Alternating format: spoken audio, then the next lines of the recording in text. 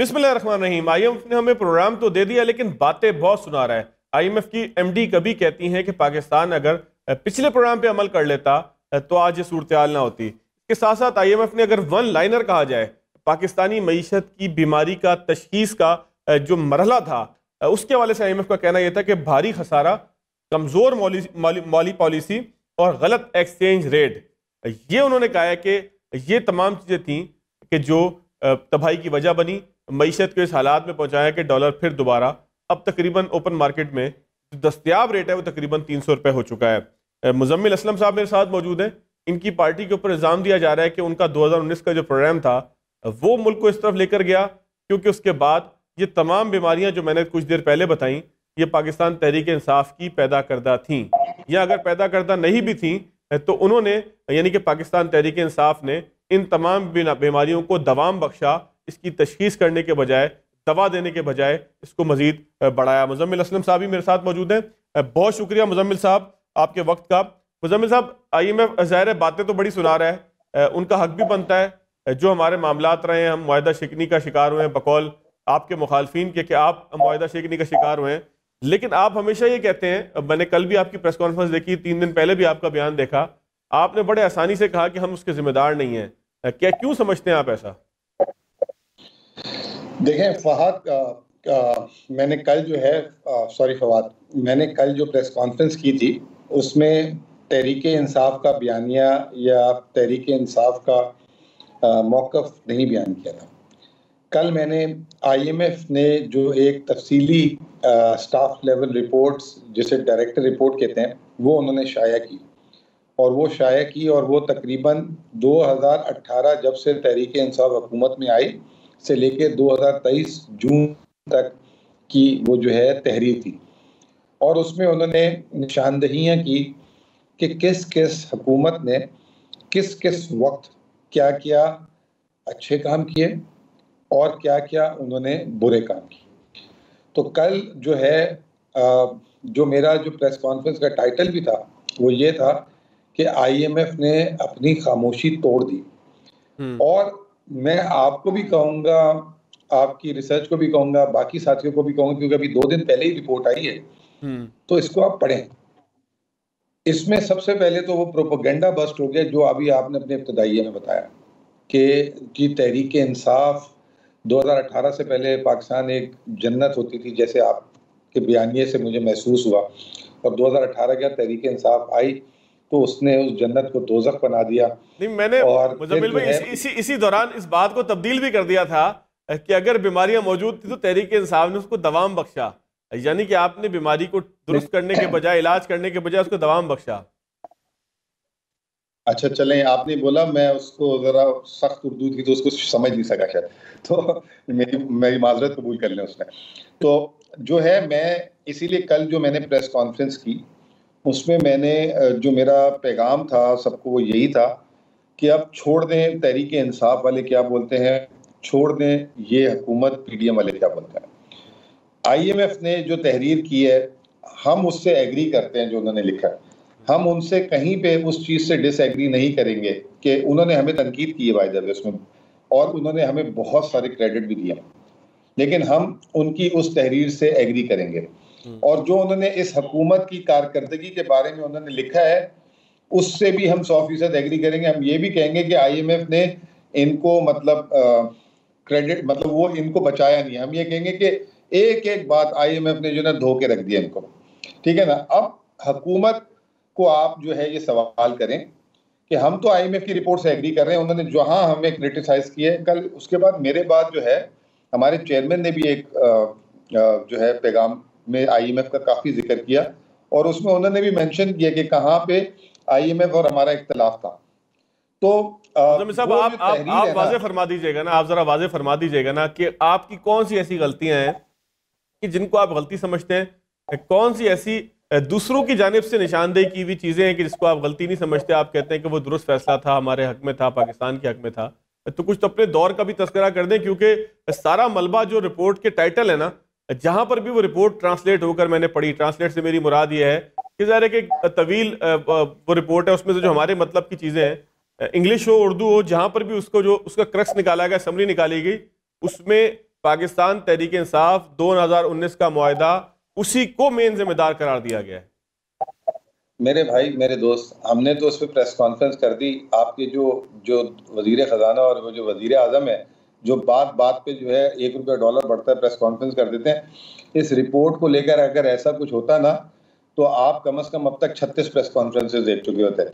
वो अजहर कियानी और वो जो है ना राना अफजल और वहां तक पहुंच चुकी होती है, और उसके बाद इधर मुराद अली शाह और पता नहीं कौन कौन कर चुके होते हैं। ये चार्जशीट थी इस रिपोर्ट में इनके खिलाफ, और ऐसी चार्जशीट थी कि आपकी सोच है। और जो ये 2019 उस रिपोर्ट का स्टार्ट ये है कि जब जैसे ही हमने इनको प्रोग्राम दिया, जो मुल्क के माशी हालात थे तेजी से रिकवर कराए गए, और पाकिस्तान की तारीख में पीटीआई के दौर में वो इस्लाहात हुए जिसको अप्रिशिएट किया गया। उन्होंने कहा स्टेट बैंक को इंडिपेंडेंट किया, इन्होंने जो है टैक्स एग्जम्पशंस को विड्रॉ किया, इन्होंने एफएटीएफ की तमाम शराइत को जो है खत्म, वो जो है उसको अमल दरामद किया, इन्होंने कोविड जैसे सख्त दौर को जो है इन्होंने उसको अवॉइड किया। उन्होंने कहा 2019 से 2021 तक इन्होंने बेहतरीन काम किया, जिसमें हमने दूसरे से पांचवा जायजा इनका एक साथ खत्म किया। मुल्क में उन्होंने कहा रिजर्व्स बढ़ना शुरू हो गए। उन्होंने कहा पहली दफा 2017 के बाद इंटरनेशनल बॉन्ड मार्केट में ये गए। फिर उसके बाद उन्होंने निशान दी कि जैसे ही पांचवा जायजा हुआ, इन्होंने एक एक्सपेंशनरी बजट दिया, जहां पे हमें तनकीद की इन्होंने कहा एक्सपेंशनरी बजट दिया, रुपए को इन्होंने थोड़ा सा कंट्रोल करने की कोशिश की, लेकिन उसके कुछ ही अरसे में पीटीआई की हुकूमत ने अपनी जो है पॉलिसी को रिवर्स किया, और पीटीआई की हुकूमत ने अपनी पॉलिसी को रिवर्स किया और रिवर्स करके जो है एक मिनी बजट दिया, और उसके बाद स्टेट बैंक एक्ट को पास कराया, एक्सचेंज रेट को फ्री मार्केट इन्होंने किया, स्टेट बैंक से बोरोइंग सिफर इन्होंने की। इन्होंने कहा उसकी बेसिस पे हमने इनको छठा जायजा दिया, और छठा जायजा देने के बाद और हमारी हुकूमत खत्म होने में सिर्फ 2 महीने रह गए, 1.5 महीना बल्कि। तो उस 45 दिनों में उन्होंने कहा कि दुनिया में जो है वो आ गई कोरोना, दुनिया की सबसे ज्यादा महंगा तरीन वो जो कमोडिटी सुपर साइकिल स्टार्ट हो गई, और जो है रशियन वॉर शुरू हो गई। उन्होंने कहा वहां पे इन्होंने अनफंडेड, यहाँ तनकीद किया मैं, अनफंडेड सब्सिडी दे दी। लेकिन उन्होंने कहा वैसे मुजम्मिल साहब 1 मिनट कत्ता कलामी करने दीजिएगा।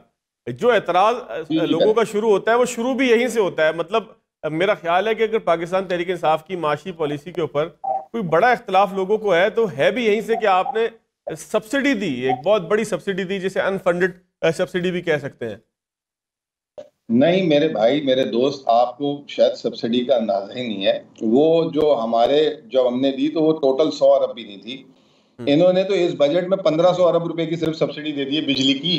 आप क्या बातें कर रहे हैं। अच्छा, अगर वो हमने दे दी, हम तो महीने बाद चले गए थे ना, हम तो गंदे थे। आईएम, अच्छा तो सबसे पहले तो प्रोपेगेंडा बस्ट हुआ, जिसमें तमाम आपके इंडस्ट्री के लोग भी शामिल थे, और ये भी कि आईएमएफ का मुआहिदा हम तोड़ के चले गए। आईएमएफ ने मुआहिदा खत्म कर दिया था, सस्पेंड कर दिया था। कहीं उस रिपोर्ट में एक जगह लिखा देंगे हमने इनसे मुआहिदा, हमें तो महीना पहले जायजा मिला था उससे। अच्छा, फिर उसके बाद आईएमएफ ने खुद लिखा कि इन्होंने तो दे दी, लेकिन मुल्क में जो माशी बर्बादी का सिलसिला शुरू हुआ, जब मुल्क में उस वक्त पॉलिटिकल वॉलेटिलिटी शुरू हुई। पॉलिटिकल वॉलेटिलिटी कौन लाया? जो हुकूमत में आए वो नहीं, जिनको निकाला गया। मुजम्मिल साहब 1 मिनट ना जरा उस बात को मुकम्मल कर ले। आज मुझे ऐसा लग रहा है कि मैं जो हूँ इस वक्त पीडीएम से बात कर रहा हूँ, तो मुझे सही है, आप बताएं क्या समझना चाह रहा हूँ मुजम्मिल साहब, मैं तो आपसे, आप भाई हैं हमारे बड़े। हाँ नहीं, मैं यही कह रहा हूँ कि चलें आप समझाएं, मैं समझाता हूँ। मैं सिर्फ आपसे ये समझना चाह रहा हूँ कि जो पेट्रोल की सब्सिडी का मामला था, आप पर इल्जाम भी वही है। इसके अलावा तो बाकी आपके मुखालफिन भी कोई इल्जाम नहीं लगाते। हमारे पास तो खैर इल्जाम है ही नहीं, आप भाई हैं हमारे, लेकिन आपके मुखालफिन आप पर जो इल्जाम लगाते हैं वो यही है कि आप पेट्रोल की ऐसी सब्सिडी दे गए कि जो गले का फंदा बन गई। नहीं, देखें मेरी बात सुनो, उन्होंने आईएमएफ, मैं ये कह रहा हूँ ना, हमारे मौकफ को आप भूल जाए, पीडीएम के मौकफ को भूल जाए। वो रिपोर्ट में उन्होंने क्या लिखा है, वही था ना जज, उसने लिखा है कि जी इन्होंने दी, उसके बाद मुल्क में सियासी तब्दीली आई, उसके बाद जो तब्दीली लेकर आए उन्होंने मंथ्स जो है, यानी कि जून तक, अप्रैल से लेकर जून तक उस सब्सिडी को चलाया, जो उस सब्सिडी को 3 गुना कर दिया उन्होंने। ठीक है जी। फिर उसके बाद उन्होंने कहा इनके पास दूसरा पॉलिसी डायरेक्शन नहीं थी। फिर जून में जाके उन्होंने कहा बजट देकर हमने इनको 7वां 8वां जायजा एक साथ दिया। जैसे ही हमने 7वां 8वां जायजा इनको दिया, उस वक्त मुल्क में सैलाब आए और वापस जो है ये बैक ट्रैक कर गए।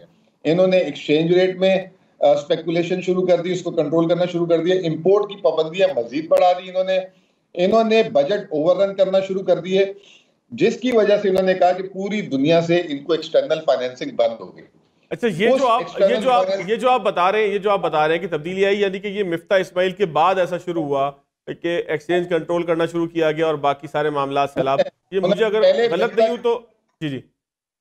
मिफ्ता के 3 महीने अप्रैल से लेकर जून तक उन्होंने कहा इसने कबाड़ा कर दिया। फिर जून के बाद इन्होंने हमारा प्रोग्राम लेने के लिए बजट पे अमल दरामद किया और जैसे ही वो प्रोग्राम लिया फिर वापस बिगड़ गया। यानी कि उन्होंने अप्रैल से लेकर जून तक तबाही जो इन्होंने फैलाई उसका जिक्र पूरा किया उस रिपोर्ट में। आप बोलेंगे मैं आपको स्क्रीनशॉट भेज दूंगा सर, आप उनको पढ़ें, ज्यादा आपको इतनी डिटेल रिपोर्ट पढ़ने की जरूरत ही नहीं पड़ेगी। फिर उन्होंने कहा कि नवंबर से लेकर मई तक इन्होंने ये सिलसिला जारी रखा और फिर जब मई में जाके इन्होंने वापस से दरख्वास्त की तो हम अपना इनका केस बोर्ड ऑफ डायरेक्टर्स के पास लेके गए। ठीक हो गया। बोर्ड ऑफ डायरेक्टर्स ने कहा कि जी 30 जून को ये प्रोग्राम खत्म हो रहा है, अब नामुमकिन है कि ये प्रोग्राम मुकम्मल हो और ये एक नाकाम प्रोग्राम को बंद कर दिया जाए। अब मजे की बात ये है कि सितंबर में पिछले साल ये प्रोग्राम खत्म होना था, इन्होंने उसको 9 महीने बढ़वाया था जाके मिफ्ता इस्माइल ने, बिल्कुल ऐसी है। आधा, और वो 9 महीने हम उस वक्त भी कहते थे कि जब इन्होंने 9 महीने बढ़वाए तो इन्होंने अब ये इसका प्रोग्राम ही अब इनका हो गया, हमारा नहीं है। उस प्रोग्राम को इन्होंने जो है बर्बाद किया और फिर उसके बाद जो है 29 जून को जब ये खत्म होने लगा तो IMF ने एक स्टैंड बाय प्रोग्राम दिया। उसकी तफसीलात आपको पता है कि उसमें हमारा कितना रोल था, हमने क्या क्या किया, कौमी मफाद के लिए किया। हमारा इसमें कोई हमें शौक नहीं है, जैसे ये वजीर आजम रोज खड़े हो जाते हैं इसहाक डार कि मुझे क्रेडिट, तो क्रेडिट क्या खाक दें। आपने 14 महीने में 2 रिव्यू नहीं मुकम्मल कर सके और उसके बाद आप कह रहे हैं क्रेडिट दो, और आज आपने देख लिया कि माशाल्लाह। अच्छा मुजम्मिल भाई, आपके चेयरमैन से मुलाकात हुई IMF के वफ्द की, उसको आप लोग गैर मामूली क्यों करार देते हैं? उनकी तो सबसे मुलाकातें हुई हैं।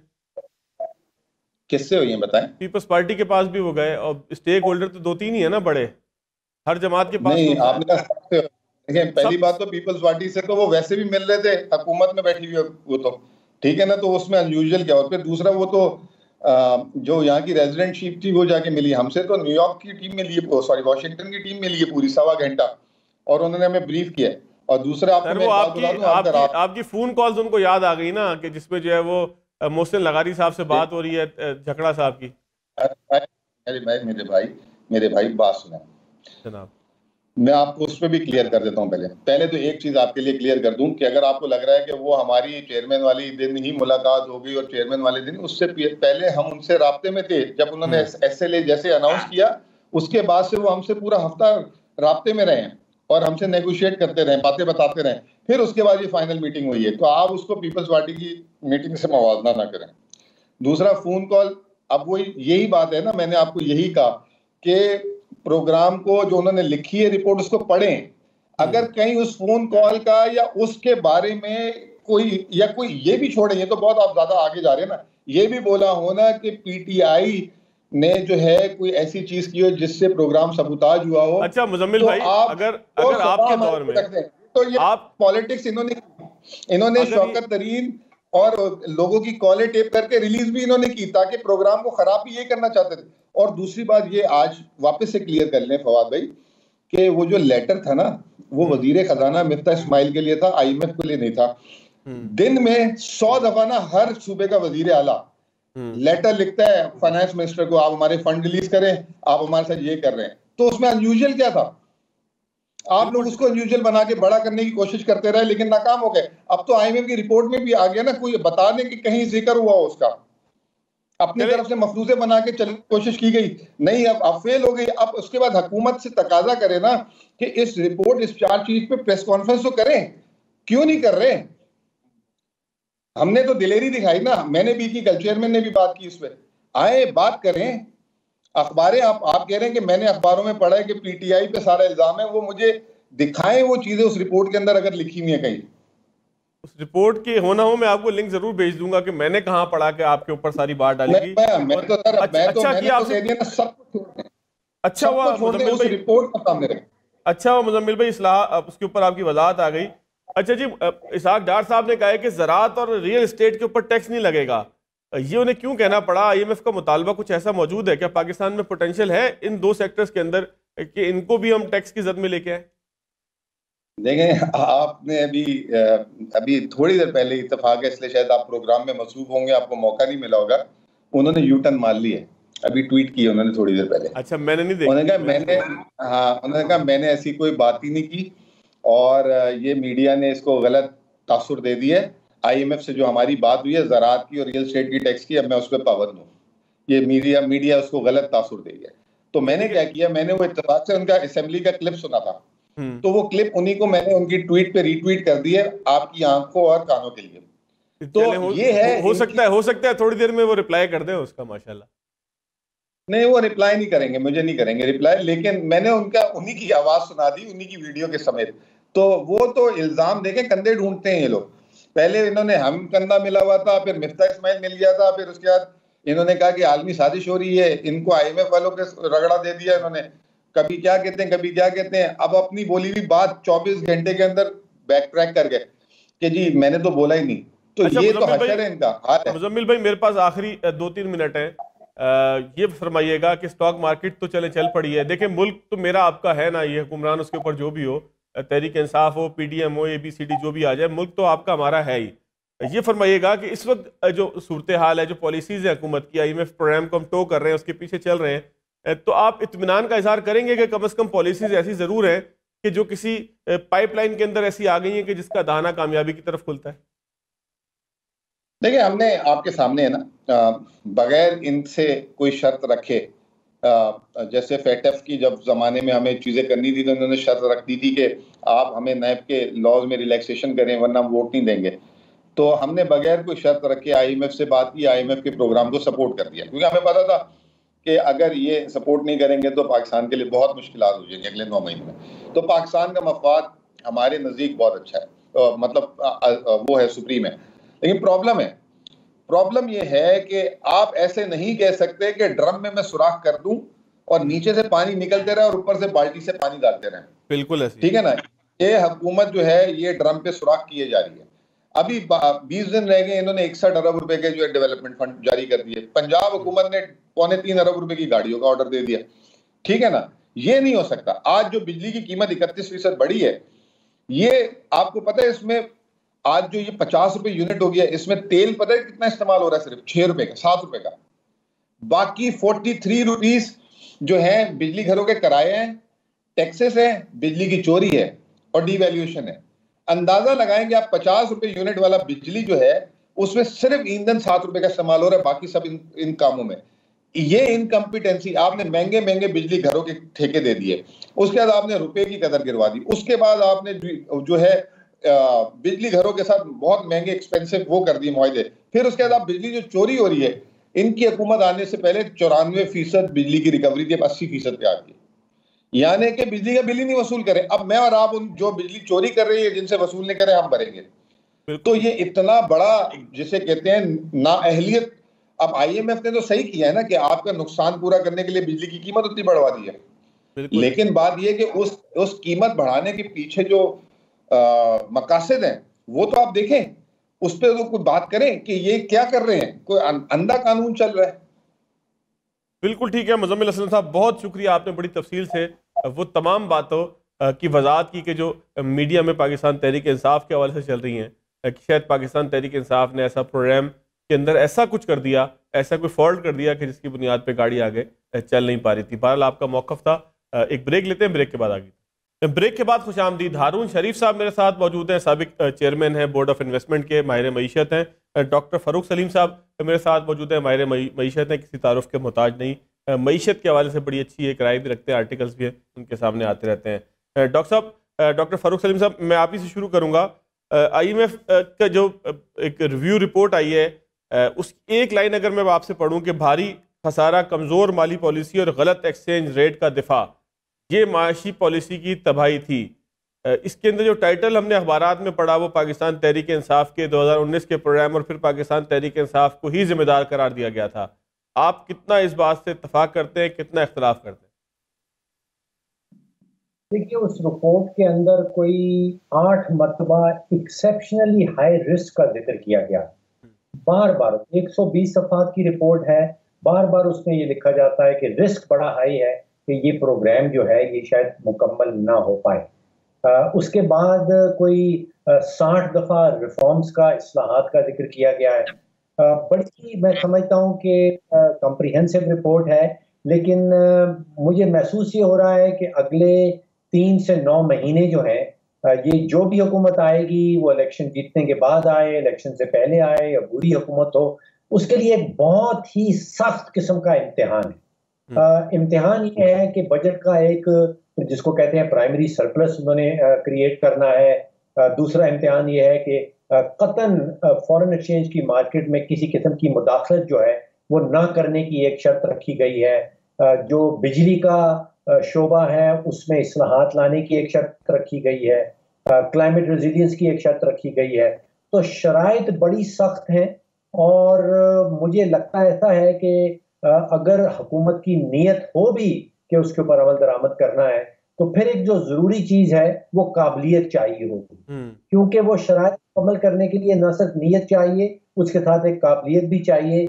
और अगर पिछले 50 साल की माशी तारीख आप खोल के देखें तो दोनों में से एक चीज़ की कमी ज़रूर रही, या तो सियासी नीयत नहीं थी और या काबिलियत नहीं थी। ये तो आपने फरूख सलीम साहब सारा मुद्दा जो है वो हुक्मरानों के ऊपर कहीं ना कहीं से डाल दिया है। ज़ाहिर है दोनों चीज़ें थी, काबिलियत भी हमेशा से ही रही है, हमें जो महसूस होती है, आप ज़ाहिर है कि माहिर हैं, हारून शरीफ साहब माहिर हैं, लेकिन अगर एक आम आदमी की हैसियत से हमने तो देखा है ना काबिलियत है और ना सियासी विल है।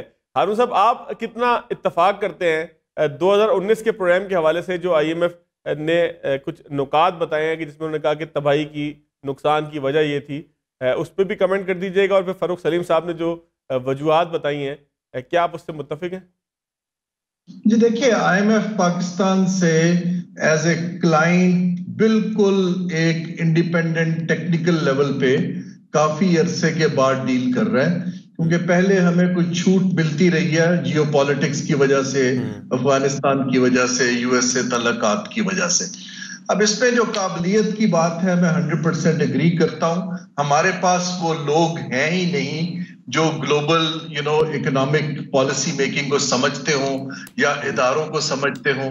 3-4 चीजें इंटरनेशनल इस वक्त इकोनॉमिक्स के अंदर स्टैंडर्ड है कि आपने बजट का खसारा 4 से 5% के अंदर रखना है, आपने मार्केट्स के साथ नहीं खेलना है, फॉरेन एक्सचेंज की मार्केट नहीं, किसी भी मार्केट के साथ, चाहे आप इंपोर्ट को कर्व कर रहे हो, चाहे आप अननेसेसरी प्रोटेक्शन दे रहे हो, आपने मार्केट को, फोर्सेस को रेगुलेट करना है, उसको डिस्टॉर्ट नहीं करना है, उसको क्राउड आउट नहीं करना है और प्राइवेट सेक्टर को डिटरमिन करने देना। ये आप एक इन इदारों का बड़ा क्लियर एक पॉलिसी पोजीशन है।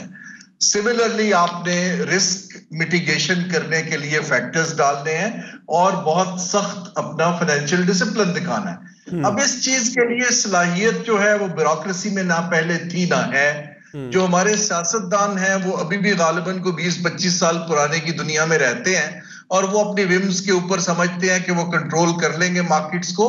हालांकि अब चीजें इतनी तेजी से बदल रही हैं कि आप नहीं कंट्रोल कर पाते। मेरी राय इस वक्त ये है कि देखिए 40% डिसबर्समेंट तो हो गई है। केयर टेकर जो है, इट ऑल डिपेंड्स कि वो किस क्वालिटी के लोग लाते हैं। अगर तो वो क्वालिटी के लोग लाते हैं जिनको इस इंटरनेशनल फाइनेंशियल सिस्टम की, इकोनॉमिक्स की समझ है, क्योंकि उनका सियासी स्टेक नहीं है, तो शायद वो एक और ट्रांच के लिए रिव्यू मुकम्मल कर लेंगे। अब जो नई हुकूमत आती है वो अब उसके, अगर तो वो कोई वीक कोalition आ जाती है तो फरूख साहब की बात बिल्कुल ठीक है कि बहुत बड़ा इम्तिहान है। अगर वो कोई अच्छी हुकूमत आती है और वो डेलीगेट करते हैं और वो काबिलियत के लिए लोगों को लाते हैं, उनको स्पेस देते हैं, तो IMF का आराम आराम से एतबार बनना शुरू हो जाएगा। आई एम सॉरी टू से कि जो करंट इकोनॉमिक मैनेजर्स हैं, अगर उनके ऊपर एतबार होता तो प्रोग्राम के लिए वजीर आजम को तो इंटरवीन ना करना पड़ता ना जी।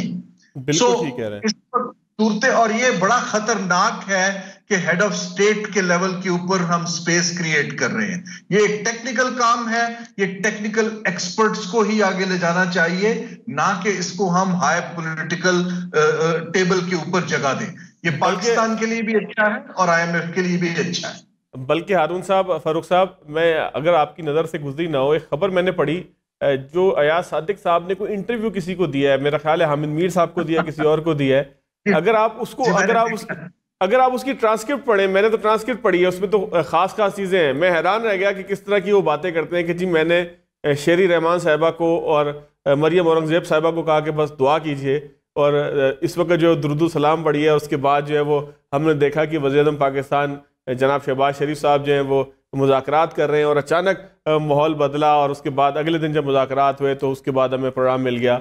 मुझे तो समझ में ये नहीं आ रही कि ये किसी बकरा मंडी का अहवाल है, ये किसी जो है वो ऐसी जगह का अहवाल है कि जिसको मछली की ढेरियाँ जहाँ पे लगी हुई हैं, जिस तरह से कराची की फ़िशरीज़ में, खुद कराची से हूँ, तो कराची में फ़िशरीज़ में हमने देखा है कि अचानक जो है वो बोली लगती है और सारा सामान जो है वो उठ जाता है। बहरहाल हुकूमत है, हुकूमत कुछ भी कर सकती है, हम तो एहतराम करने के लिए जो है वो इस मुल्क के अंदर वोटर करार पाएँ। एक ब्रेक लेते हैं, ब्रेक के बाद हारून साहब, फ़ारूक साहब, माज़रत मैं बहुत मुख्तसर गुफ्तगू कर सका हूँ आप लोगों से। ब्रेक के बाद ज़रा तफसील से मैंने 2-3 चीज़ें आपसे ये पूछनी है कि अब तो मौसम अच्छा है, पानी भी वाफर है और मट्टी भी ज़रखेज़ है।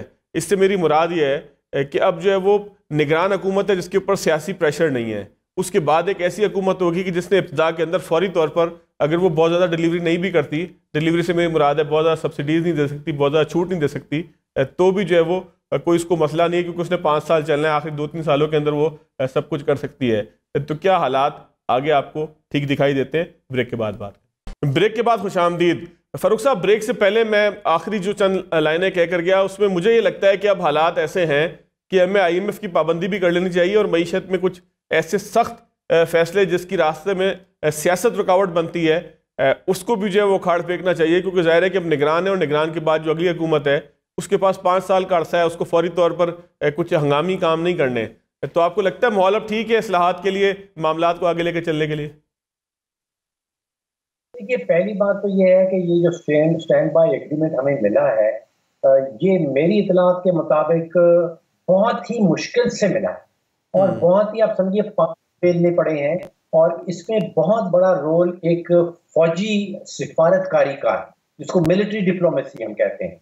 और अगर ये मिलिट्री डिप्लोमेसी काम करती है तो आप सोचिए कि GHQ जो है वो पेंटागन से बात करता है, पेंटागन जो है वो डिपार्टमेंट ऑफ डिफेंस से बात करता है, डिपार्टमेंट डिफेंस जो है वो डिपार्टमेंट स्टेट से बात करता है, फिर डिपार्टमेंट स्टेट जो है वो डिपार्टमेंट ट्रेजरी के पास जाता है, और फाइनली वो डिपार्टमेंट ट्रेजरी जो अमेरिका का है वो IMF के पास जाता है, और उसके बाद जाके कहीं ये IMF का आपको एक स्टैंड बाय एग्रीमेंट जो है वो फैसिलिटी जो है वो मिलती है। बड़े बड़े इदारों को गारंटी किया है कि ये प्रोग्राम मुकम्मल किया जाएगा। अब जो तारीख है, आप सोचिए कि हम कोई 23 प्रोग्राम तो कर चुके हैं, और हम मेंबर बने थे 1950 में, तो 73 साल की तारीख तो हमारे सामने है। उन सारे प्रोग्राम्स में से एक प्रोग्राम ऐसा है जो हमने मुकम्मल किया है, वो था 2016 वाला, और वो भी कोई दर्जन भर वेवर्स मिले थे, और वो भी अमेरिका की वजह से हमें वेवर्स मिले थे, और फिर वेवर्स मिलने के बाद वो प्रोग्राम हमने कंप्लीट किया। अब आप फ्यूचर की पूछ रहे हैं, तो अगर एक मिनट फारूक साहब, अगर कता कलामी की इजाजत आप दें, तो उसी प्रोग्राम की बुनियाद पर तो इसाक डार साहब हीरो करार पाए हैं कि हम समझते हैं कि वो माहिर हैं IMF को डील करने के। जी, मैंने आपसे कहा कि दर्जन भर वेवर्स उसमें मिले थे, और जैसे अभी हारून शरीफ साहब ने कहा कि वो जियो पोलिटिकल सिचुएशन उस वक्त फर्क थी, उस वक्त पाकिस्तान बड़ा इंपॉर्टेंट था स्ट्रेटेजिकली, और अमेरिका ने हमें 1 दर्जन वेवर दिलवाए, और उसके बाद वो कंप्लीट हुआ। तो कंक्लूजन ये निकलता है कि हुकूमतें जो आई हैं पिछले, आप समझिए कि 23 IMF के प्रोग्राम्स के दौरान, उनके पास काबिलियत नहीं थी। आप सोच लीजिए, तो या तो सियासी नीयत नहीं थी, या काबिलियत नहीं थी, या दोनों चीजें नहीं थी। तो अब अगर हम फ्यूचर के मुतालिक सोचें, तो जब तक तो जो फ्यूचर में हुकूमत आती है अधूरी होगी या परमानेंट होगी, इलेक्शंस के बाद आएगी, जब तक मैं समझता हूं कि आउटसाइड एक्सपर्टीज, जब तक एक्सपर्ट्स जो हैं वो हुकूमत के बाहर से हुकूमत के अंदर इंडक्ट नहीं किए जाएंगे, उस वक्त तक प्रोग्राम कंप्लीट नहीं हो पाएगा। एक ये बहुत बड़ी वजह। और दूसरा जो है, दूसरी जो है तो जिसको हम कहते हैं कि एविडेंस बेस्ड डिसीजन मेकिंग। आपने जो माशी फैसला अभी करनी है, वो सबूत की बुनियाद पे करनी है, वो सियासत की बुनियाद पे नहीं करनी। तो अगर तो वो सियासत की बुनियाद पे हमने फैसला साजी करनी है तो फिर मईशत को बहुत बड़े बड़े नुकसान पहुंचेंगे, जैसे कि पिछले IMF प्रोग्राम्स के दौरान पहुंचे हैं। तो एविडेंस बेस्ड डिसीजन मेकिंग, सबूत की बुनियाद के ऊपर फैसला साजी और आउटसाइड एक्सपर्टीज की हेल्प, उसके बगैर जो है वो ये प्रोग्राम मुझे मुकम्मल होता नजर नहीं आता। फारूक साहब, अब मैं ज़रा हारून साहब से भी इसी के ऊपर बात कर लूँ। हारून साहब, एक शेर है शायर का, मौसम अच्छा पानी वाफर मट्टी भी जरखेज़, जिसने अपना खेत ना सींचा वो कैसा दहकान। तो क्या आपको लगता है कि अगर सारी सूरत हमारे हक में जा रही हो, IMF कम से कम बातचीत तो कर रहा है, फिर मैंने जिस तरह से बार बार ये तस्करा कर रहा हूँ कि अगली निगरान हुकूमत है जिन पर कोई सियासी प्रेशर नहीं है, उसके बाद जो भी हुकूमत है उसके पास कम से कम इतना 1-1.5 साल 2 साल का काम करने का वक्त है, तो हम सीख लेंगे कुछ? जी, तजुर्बा तो बताता है कि सियासी तौर पे तो अभी हम तब्दील होने के लिए तैयार नहीं है।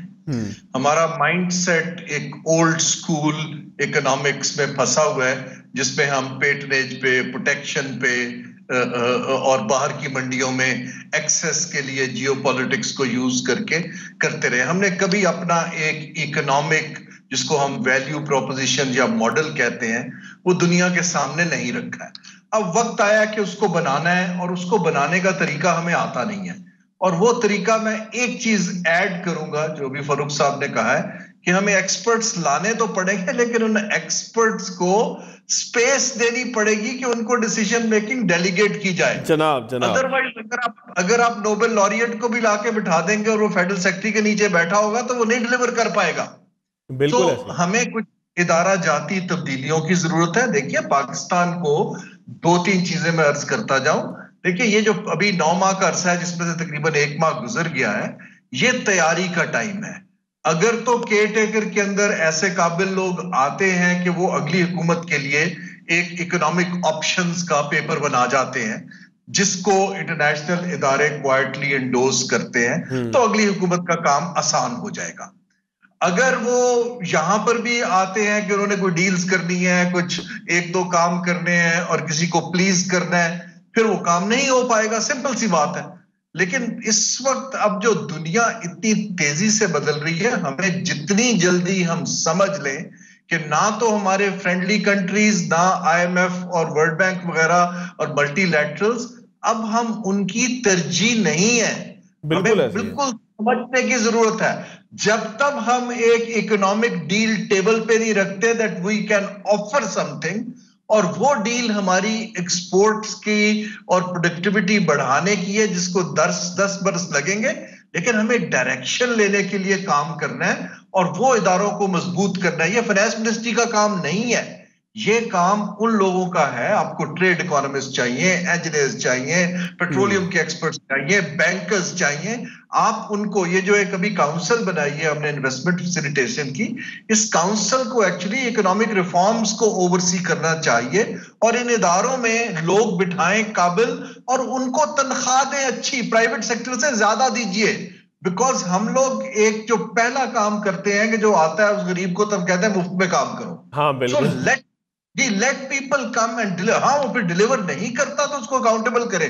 जब कोई फ्री में काम कर रहा होता है तो आप उसको अकाउंटेबल कैसे करेंगे? So we need to change our way कि हम कैसे काम करते हैं, और ये कोई रॉकेट साइंस नहीं है। सारा एशिया इसी तरह करता है, पूरी दुनिया इसी तरह करती है। सो हमें अब उधर जाना है, ना कि हम फेवर मांगे कि जी हमारा सऊदी अरब बड़ा भाई है, हमारी चीजें खरीद लेगा, या चीन ये कर देगा। आप अच्छी चीज बनाएंगे तो बिकेगी ना। So बिल्कुल ठीक है। to go towards a competitive economic model. अच्छा, मुझे हारून साहब एक आखिरी चीज बता दीजिएगा, मैं प्रोग्राम वाइंड अप करने की तरफ जा रहा हूँ। करेंसी मार्केट जहां से शुरू हुई थी, जहां से मेरी मुराद ये है कि ईद के बाद हमने देखा था कि एकदम फर्क पड़ा था, और तेजी से जो है वो करेंसी नीचे की तरफ आना शुरू हुई थी, अमेरिका की और पाकिस्तान की ऊपर की तरफ जाना शुरू हुई थी। अब फिर वही सूरत हाल है, और मुझ जैसे आदमी को, शरीफ आदमी को, गैर कारोबारी आदमी को, गैर जो है वो तज्जियाकार, माशी तज्जियाकार आदमी को तो यही समझ में आता है कि शायद पोर्ट पे कंटेनर बहुत खड़े थे, वो निकलना शुरू हुए, तो शायद डिमांड सप्लाई का मामला है। आप क्या कहेंगे? ये इवेंचुअली जी डिमांड सप्लाई का मामला ही रहेगा, जो मैंने अर्ज किया है। जब तक आलमी मंडियों में हमारी चीजें जानी ज्यादा वैल्यू एडिशन की नहीं शुरू होंगी, रूपी के ऊपर प्रेशर रहेगा। और वो प्रेशर जो है, ये कहना, एक तो हमें हमारे जिम्मेदार लोगों को लूज स्टेटमेंट्स देनी चाहिए। मैं हर रोज पढ़ता हूँ कि एक स्टेटमेंट आ जाती है कि $250 का हो जाएगा या 255 का। मुझे कोई बताए ये कौन सी इन्होंने मॉडलिंग की है या कौन सा फाइनेंशियल उन्होंने फार्मूला लगाया है। तो ये लूज स्टेटमेंट्स हैं जो स्पेकुलेशन को बुनियाद देती है। At the end of the day अब बात यह है कि आपको देखिए, IMF ने कहा है कि जो आपका मार्केट का और इंटरबैंक का रेट है उसके अंदर ₹5 से ज्यादा का फर्क नहीं होना चाहिए। बिल्कुल है। इसका मतलब है कि आप उसमें इंटरवीन नहीं करेंगे। अब ये ओवर द नेक्स्ट 2-3 मंथ्स आपको एक ट्रेंड नजर आएगा कि रुपी किस बैंड के अंदर ट्रेड होता है। बिल्कुल मेरा ठीक है। अपना जाती ख्याल है कि ये कोई ड्रास्टिकली नीचे नहीं आने लगा till we basically start generating some dollar inflow ourselves. Arun Sharif sahab, आपका भी बहुत शुक्रिया। फारूक सलीम साहब, आपका भी बहुत शुक्रिया। बड़ी तफसील से उन तमाम मामलात पे बात हुई, ख़ासतौर पे करेंसी के हवाले से। रोज़ सवालात उठ रहे हैं कि आखिर करेंसी ईद के बाद जिस तेज़ी से नीचे आई थी उसी तेज़ी से जो है वापस चली गई। तो ये अमरीकी करेंसी की बात हो रही है कि जिसको जो है वो लोग सुनना चाहते हैं, जिसके ऊपर बात करना चाहते हैं। और ख़ास तौर पर IMF प्रोग्राम जिसने मुल्क के मुस्तकबिल का फैसला करना है, कौमी असम्बली के अंदर भी पेश हो गया। लिहाजा आपको ये नहीं कह सकेगा कि IMF प्रोग्राम को उसकी शराइत को सबके सामने लाया जाए, क्योंकि साग डार साहब ने कहा कि कुछ दिन बाद या शायद अभी भी मौजूद हो, वजारत ख़जाना की वेबसाइट के ऊपर भी होगा। प्रोग्राम से याद दीजिएगा। अल्लाह हाफ़िज़।